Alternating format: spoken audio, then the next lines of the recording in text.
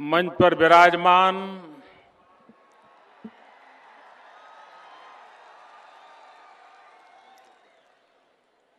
हरियाणा के राज्यपाल श्रीमान कप्तान सिंह जी, यहां के जनप्रिय मुख्यमंत्री श्रीमान मनोहर लाल जी, मंत्री परिषद के मेरे साथी मेनका जी, श्री नड्डा जी, श्री रविशंकर जी, स्मृति ईरानी जी, मंच पर विराजमान सभी वरिष्ठ महानुभाव और आज इस कार्यक्रम में विशेष रूप से पधारी हुई माधुरी दीक्षित जी और विशाल संख्या में आए हुए माताएं, बहनें और कुछ भाई,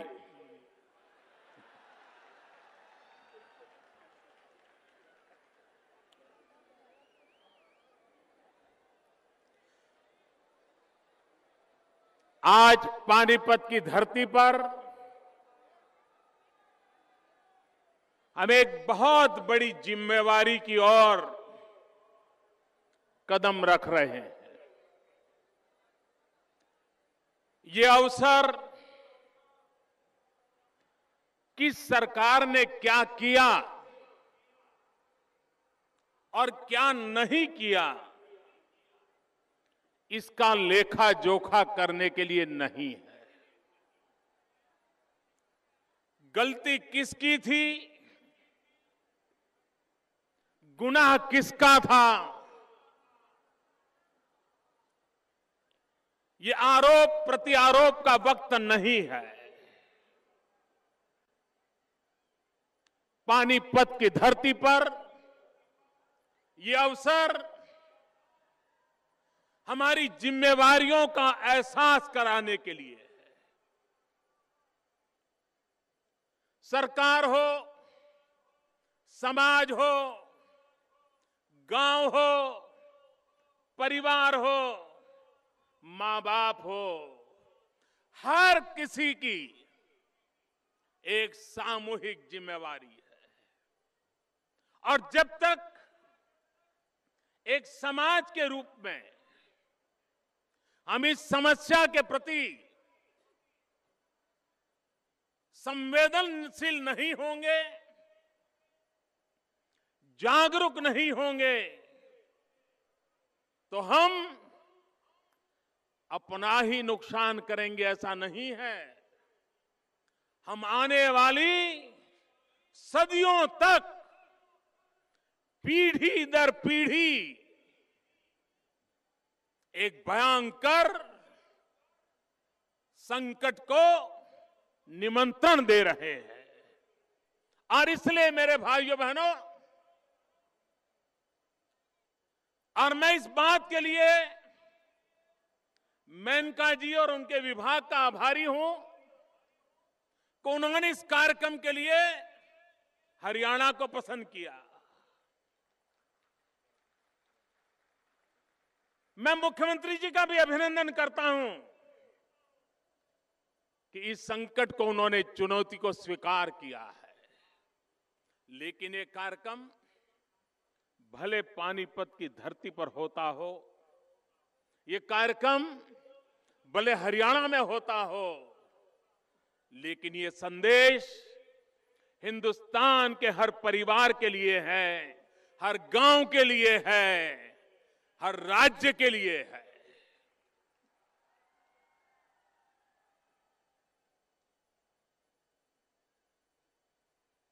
क्या कभी हमने कल्पना की है जिस प्रकार की समाज की अवस्था हम बना रहे हैं, अगर यही चलता रहा तो आने वाले दिनों में हाल क्या होगा।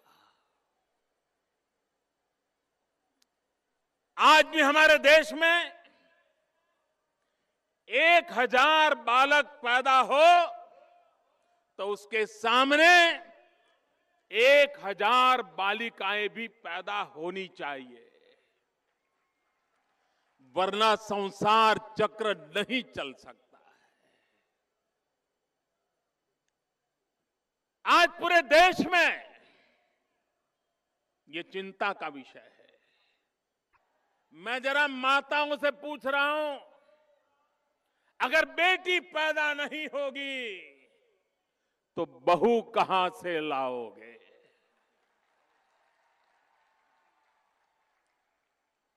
और इसलिए जो हम चाहते हैं वो समाज भी तो चाहता है।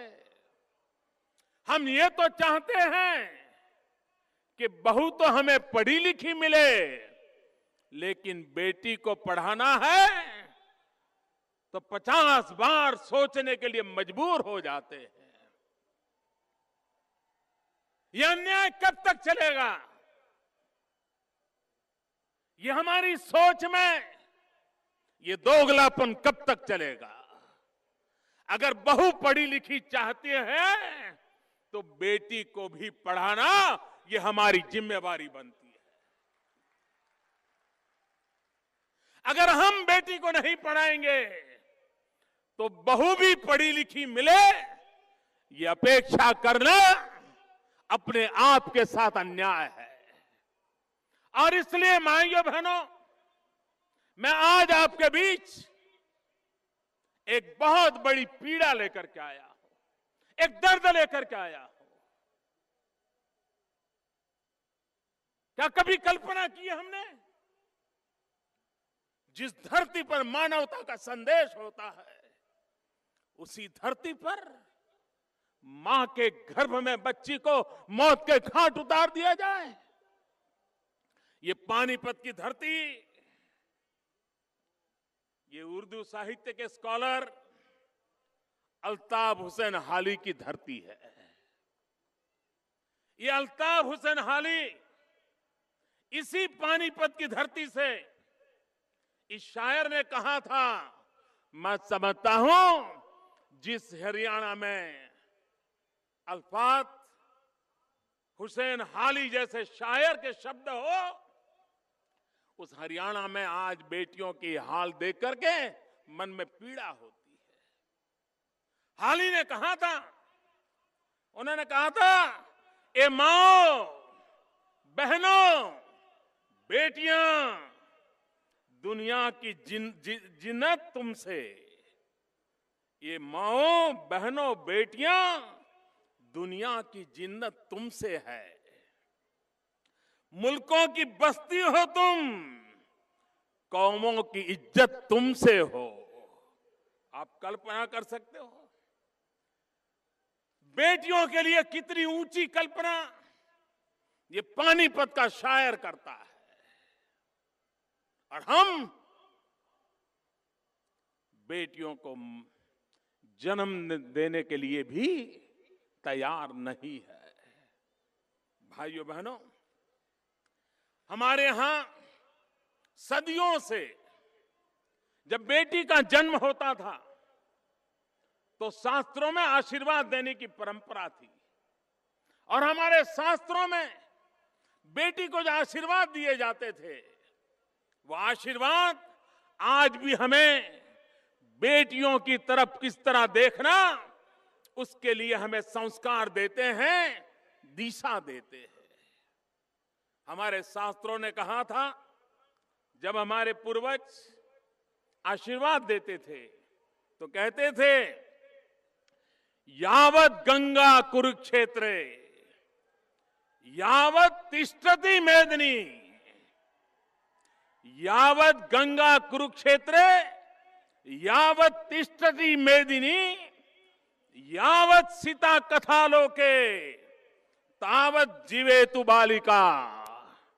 हमारे शास्त्र कहते थे, जब तक गंगा का नाम है, जब तक कुरुक्षेत्र की याद है, जब तक हिमालय है, जब तक कथाओं में सीता का नाम है, तब तक हे बालिका तुम्हारा जीवन अमर रहे, ये आशीर्वाद इस धरती पर दिए जाते थे।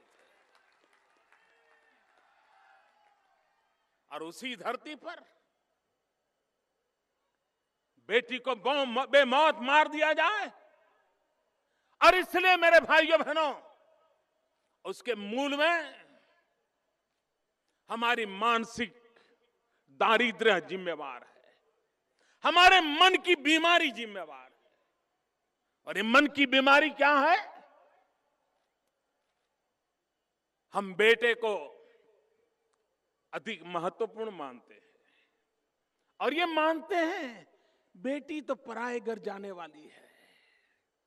यहां जितनी माताएं बहनें बैठी हैं, सबने ये अनुभव किया होगा। ये मानसिक दारिद्र्य की अनुभूति परिवार में होती है। मां खुद जब बच्चों को खाना परोसती है, खिचड़ी परोसी गई हो और घी डाल रही हो, तो बेटे को तो 2 चम्मच घी डालती है और बेटी को 1 चम्मच घी डालती है। और जब, मुझे माफ करना भाइयों बहनों, ये बीमारी सिर्फ हरियाणा की नहीं है, ये हमारे देश की मानसिक बीमारी का परिणाम है। और बेटी को, अगर बेटी कहे कि ना मम्मी मुझे भी 2 चम्मच दे दो, तो मां कहते से डरती नहीं है, बोल देती है, अरे तुझे तो पराये घर जाना है, तुझे घी खा करके क्या करना है। ये कब तक हम ये अपने पराये की बात करते रहेंगे? और इसलिए हम सबका दायित्व है, हम समाज को जगाएं। कभी कभी जिस बहन के पेट में बच्ची होती है, वो कतई नहीं चाहती है कि उसकी बेटी का मार दिया जाए, लेकिन परिवार का दबाव, माहौल, घर का वातावरण उसे इस पाप करने के लिए भागीदार बना देता है, और वह मजबूर होती है, उस पर दबाव डाला जाता है, और उसी का नतीजा होता है कि बेटियों को मां के गर्भ में ही मार दी जाती है। हम किसी भी तरह से अपने आप को 21वीं सदी के नागरिक कहने के अधिकारी नहीं है। हम मानसिकता से 18वीं शताब्दी के नागरिक हैं। जिस 18वीं शताब्दी में बेटी को दूध पीती करने की परंपरा थी, बेटी का जन्म होते ही दूध के बड़े बर्तन के अंदर उसे डुबो दिया जाता था, उसे मार दिया जाता था। हम तो उनसे भी गए बीते हैं। वो तो पाप करते थे, गुनाह करते थे। बेटी जन्मती थी, आंखें खोल करके पल दो पल के लिए अपनी मां का चेहरा देख सकती थी। बेटी जन्मती थी, 2-4 सांस ले पाती थी। बेटी जन्मती थी, दुनिया का एहसास कर सकती थी। बाद में उस मानसिक बीमारी के लोग उसको दूध के बर्तन में डाल करके मार देते थे। हम तो उनसे भी गए बीते हैं।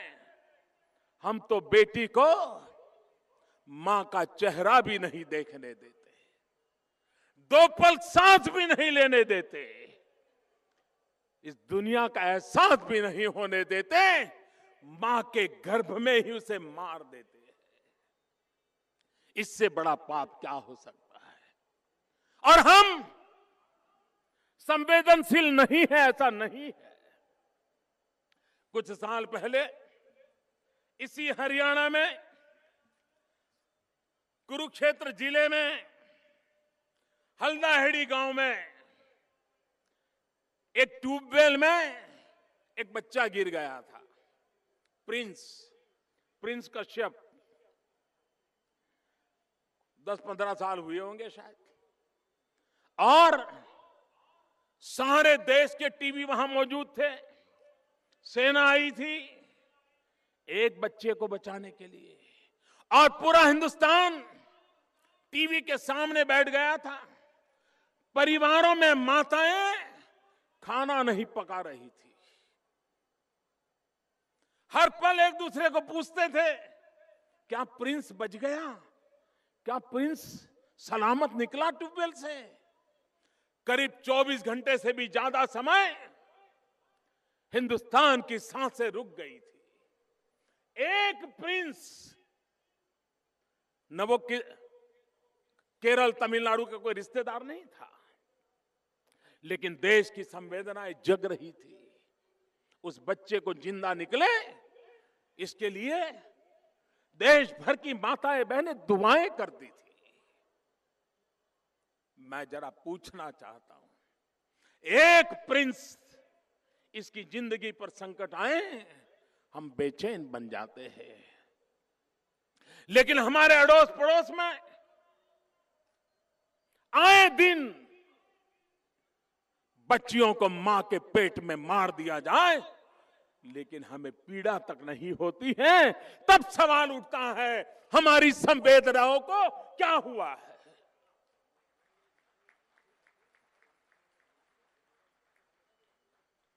और इसलिए मैं आज आपके पास आया। हमें बेटियों को मारने का हक नहीं है, और ये सोच है बुढ़ापे में बेटा काम आता है, इससे बड़ी गलतफहमी किसी को नहीं होनी चाहिए। अगर बुढ़ापे में बेटे काम आए होते तो पिछले 50 साल में जितने वृद्धाश्रम खुले हैं शायद उतने नहीं खुले होते।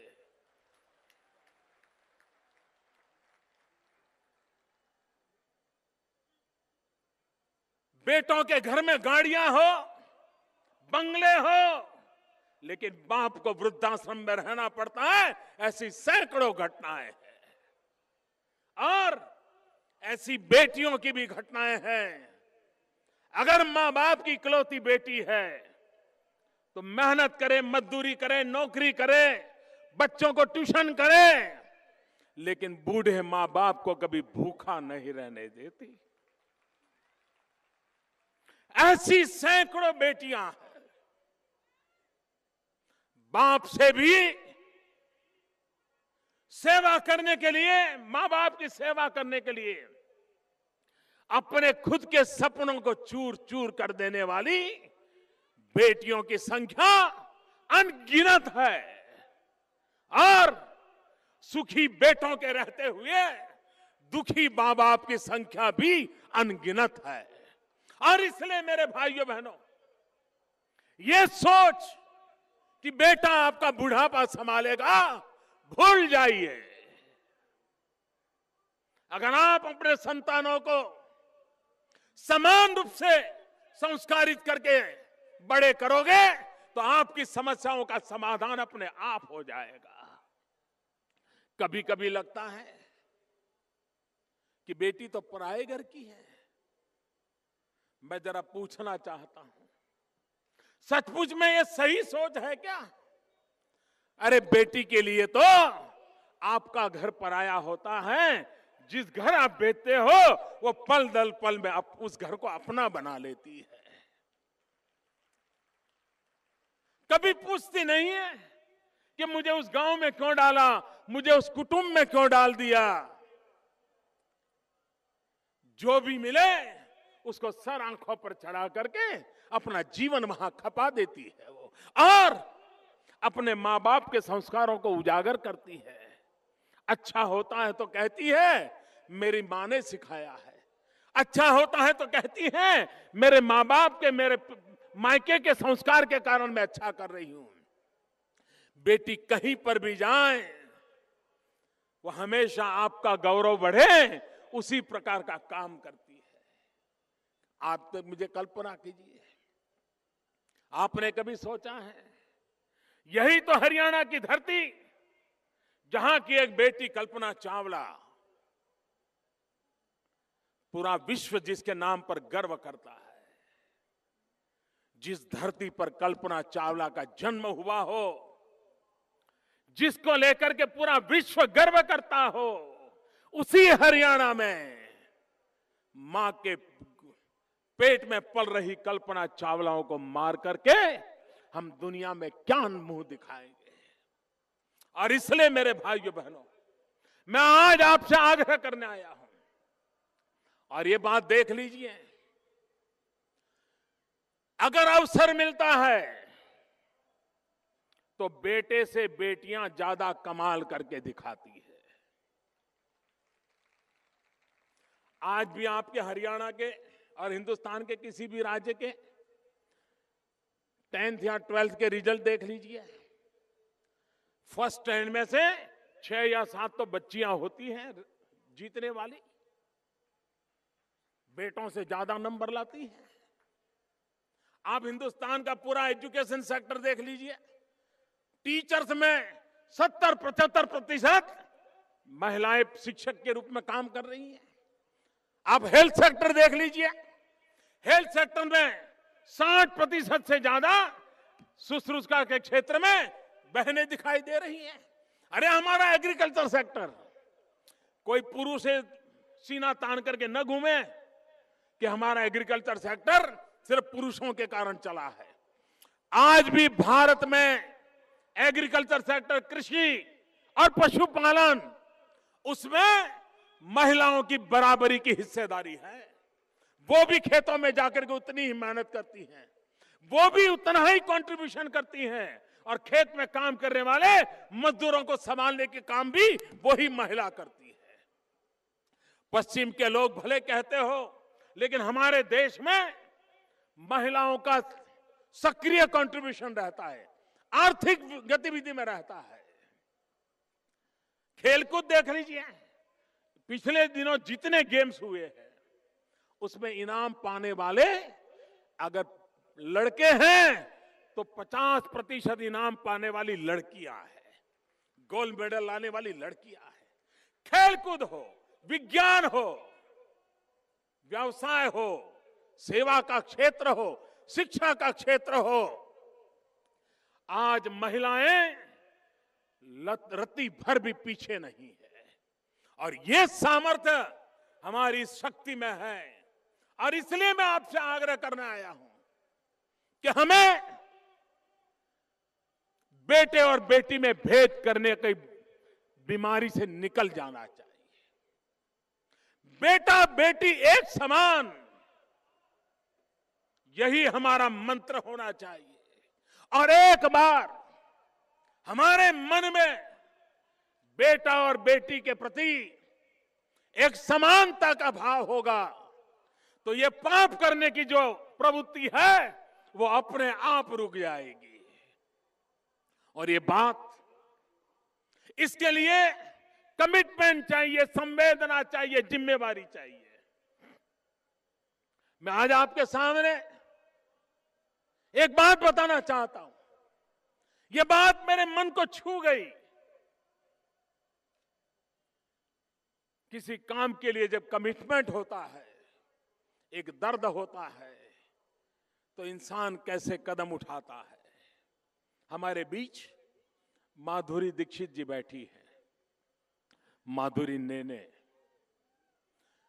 उनकी माता जी आईसीयू में है, वो जिंदगी का जंग लड़ रही है, और बेटी पानीपत पहुंची है।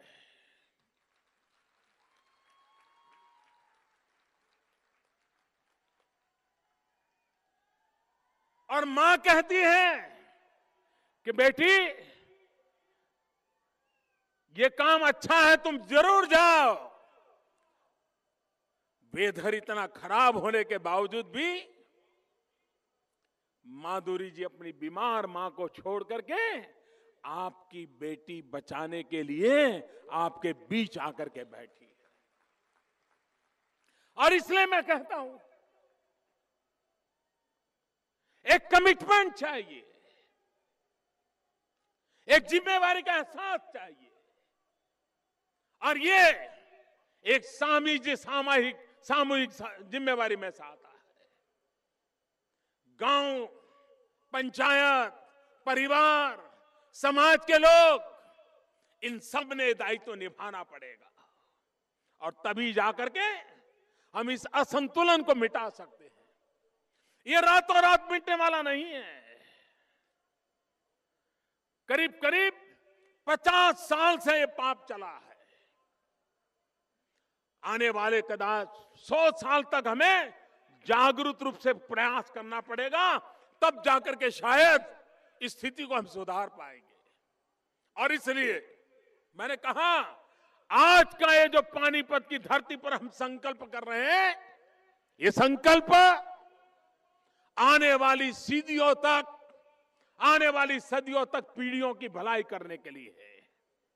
भाइयों बहनों, आज यहां भारत सरकार की एक और योजना का भी प्रारंभ हुआ है, सुकन्या समृद्धि योजना। बेटी बचाओ, बेटी पढ़ाओ, इसको निरंतर बल देना है। और इसलिए उसके लिए एक सामाजिक सुरक्षा भी चाहिए। इस सुकन्या समृद्धि योजना के तहत 10 साल से कम उम्र की बेटी 1,000 रुपया से लेकर के 1.5 लाख रुपए तक उसके मां बाप पैसे बैंक में जमा कर सकते हैं। और सरकार की तरफ से हिंदुस्तान में किसी भी प्रकार की परंपरा में ब्याज दिया जाता है, उससे ज्यादा ब्याज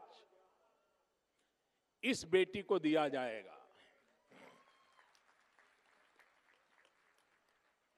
उसका कभी इनकम टैक्स नहीं लगाया जाएगा। और बेटी जब 21 साल की होगी, पढ़ाई पूरी होगी या शादी करने जाती होगी, तो ये पैसा पूरा का पूरा उसके हाथ में आएगा और वो कभी मां बाप के लिए बोझ महसूस नहीं होगी। मैं काशी के लोगों ने मुझे अपना एमपी बनाया है। वहां एक जयापर गांव है। जयापर गांव ने मुझे गोद लिया है और वो जयापर गांव मेरी रखवाली करता है, मेरी चिंता करता है। जयपुर में गया था, मैंने उनको कहा था कि हमारे गांव में जब बेटी पैदा हो तो पूरे गांव का एक बड़ा महोत्सव होना चाहिए, आनंद उत्सव होना चाहिए। और मैंने प्रार्थना की थी कि बेटी पैदा हो तो 5 पेड़ बोने चाहिए। मुझे बाद में चिट्ठी आई, मेरे आने के कुछ 1 आध महीने के बाद वहां कोई एक बेटी जन्म का समाचार आया तो पूरे गांव ने उत्सव मनाया। और उतना ही नहीं, सब लोगों ने जाकर के 5 पेड़ लगाए। मैं आपको भी कहता हूं, आप भी बेटी पैदा हो 5 पेड़ लगाएंगे, बेटी भी बड़ी होगी, पेड़ भी बड़ा होगा। और जब शादी का समय आएगा, उन 5 पेड़ बेच दोगे ना, तो भी उसकी शादी का खर्चा यूं ही निकल जाएगा। भाइयों बहनों, बड़ी सरलता से, समझदारी के साथ इस काम को हमने आगे बढ़ाना है।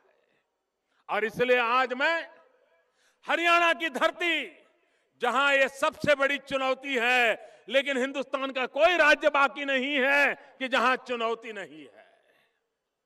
और मैं जानता हूं, ये दयानंद सरस्वती के संस्कारों से पली हुई धरती है। एक बार हरियाणा के लोग ठान ले तो वे दुनिया को खड़ी करने की ताकत रखते हैं। मुझको बड़ा बनाने में हरियाणा का भी बहुत बड़ा रोल है। मैं सालों तक आपके बीच रहा हूं, आपके प्यार को भली भांति मैं अनुभव करता हूं। आपने मुझे पाला, पोसा, बड़ा किया।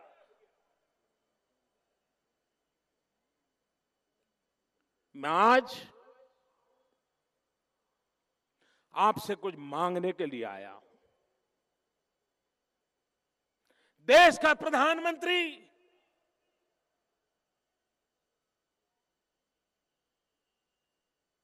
एक भिक्षुक बन के आपसे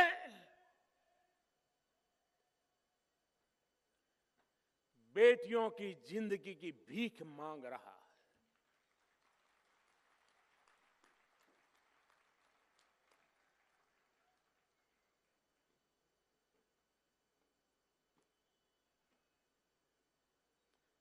हम बेटियों को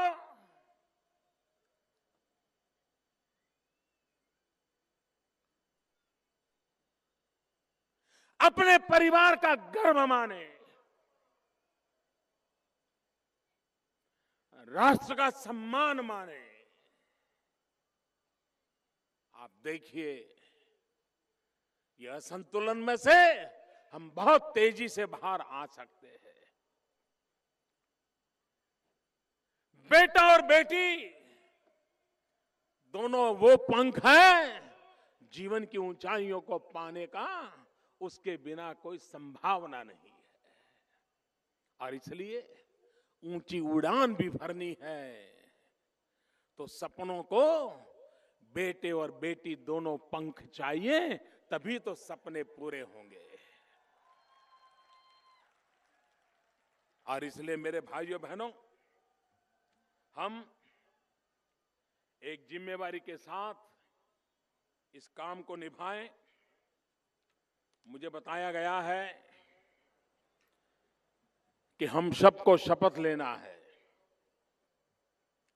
आप जहां बैठे हैं वहीं बैठे रहिए, दोनों हाथ ऊपर कर दीजिए और मैं एक शपथ बोलता हूं, मेरे साथ आप शपथ बोलेंगे। मैं शपथ लेता हूं कि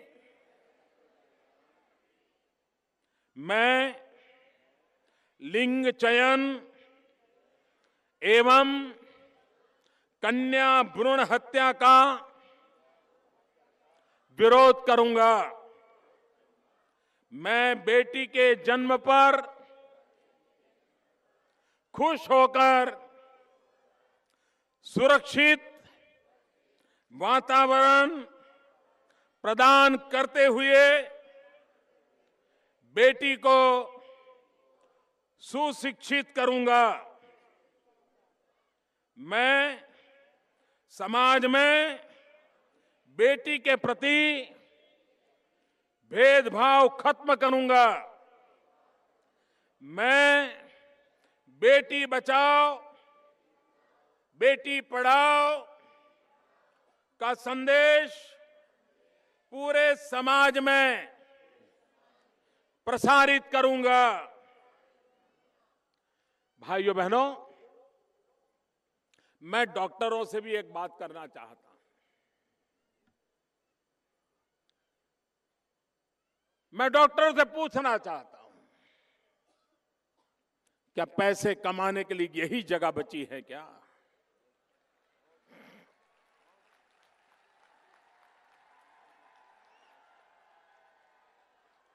और ये पाप के पैसे आपको सुखी करेंगे क्या? अगर डॉक्टर का बेटा कंवारा रह गया और आगे चल करके शैतान बन गया तो डॉक्टर के पैसे किस काम आएंगे? मैं डॉक्टरों को पूछना चाहता हूं, क्या यह आपका दायित्व नहीं है? क्या आप इस पाप में भागीदार नहीं बनेंगे? डॉक्टरों को अच्छा लगे बुरा लगे, लेकिन मैं कहना चाहता हूं कि आपकी इस जिम्मेवारी है। आपको डॉक्टर बनाया है समाज ने, आपको पढ़ लिख करके तैयार किया है, गरीब के पैसों से पल करके बड़े हुए हैं। आपको पढ़ाया गया है किसी की जिंदगी बचाने के लिए। आपको पढ़ाया गया है किसी की पीड़ा को मुक्ति करने के लिए। आपको बच्चियों को मारने के लिए शिक्षा नहीं दी गई है। अपने आप को झकझोरिए। 50 बार सोचिए। आपके हाथ निर्दोष बेटियों की हत्या के खून से रंगने नहीं चाहिए। जब शाम को खाना खाते हो तो उस थाली के सामने देखो, जिस मां ने, जिस पत्नी ने, जिस बहन ने वो खाना पकाया है, वो भी तो किसी की बेटी है। अगर वो भी किसी डॉक्टर के हाथ चढ़ गई होती तो आज आपकी थाली में खाना ना होता। आप भी सोचिए, कहीं उस मां, बेटी, बहन ने आपके लिए जो खाना पकाया है, कहीं आपके खून से रंगे हुए हाथ उस खाने की चपाती पर तो हाथ नहीं लगा रहे।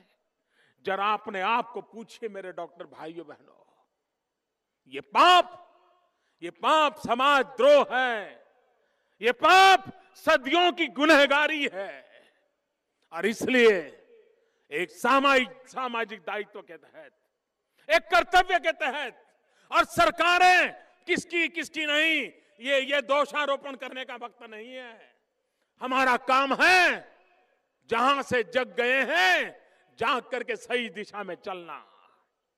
मुझे विश्वास है पूरा देश इस संदेश को समझेगा। हम सब मिलकर के देश को भविष्य के संकट से बचाएंगे। और फिर एक बार मैं हरियाणा को इतने बड़े विशाल कार्यक्रम के लिए, और हरियाणा इस संदेश को उठा लेगा तो हिंदुस्तान तो हरियाणा के पीछे चल पड़ेगा। मैं फिर एक बार आप सबको बहुत बहुत बधाई देता हूं, आपका बहुत बहुत धन्यवाद करता हूं। बेटी बचाओ, बेटी पढ़ाओ, इस संकल्प को लेकर के हम जाएंगे। इसी एक अपेक्षा के साथ मेरे साथ पूरी ताकत से बोलिए, भारत माता की। दोनों मुट्ठी बंद करके पूरी ताकत से बोलिए, भारत माता की, भारत माता की, भारत माता की।